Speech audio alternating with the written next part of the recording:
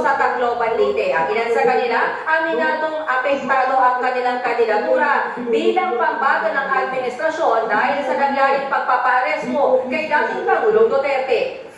Marami kasi ang buwabatikos ngayon sa pagpayag ng Pangulo sa nangyari. Apektado ba kami? Well, personally, I would say yes. Because right now, it's an emotional issue. May epekto talaga kasi hindi lang maikakaila na marami rin sa supporter, especially in Mindanao and even in the Visayas. So, meron. Actually. Ngayon, ang tanong mo kung mali o tama, only time will tell.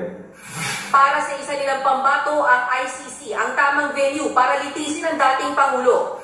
Marami pong nagbabatikos, marami yung nagsasabi, hindi ko boto kasi nasa alyansa ka. I think, isa lang naman po lahat ang gusto natin. Lahat tayong gusto natin hustisya.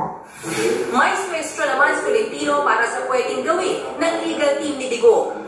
They can invoke Article 60 of the Rome Statute that can provide an interim release pending trial. Pag may iedad na o may sakit, pwedeng i-house arrest sa The Hague. Gaya ng mga OFW sa ibang bansa, dapat lang daw tulungan si Duterte. The former president is still a Filipino, di po ba? So, dapat bigyan pa rin siya ng tulong ng gobyerno natin.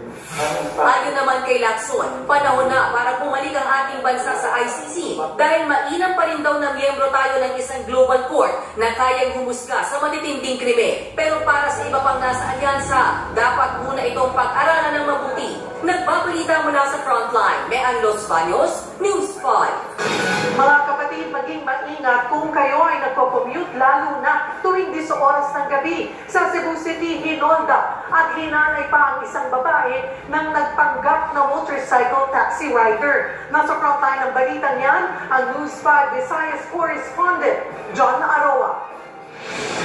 Labis na trauma ang inabot ng 21 anyos sa si Alice Erica sa kamay ng isang lalaki sa Cebu City.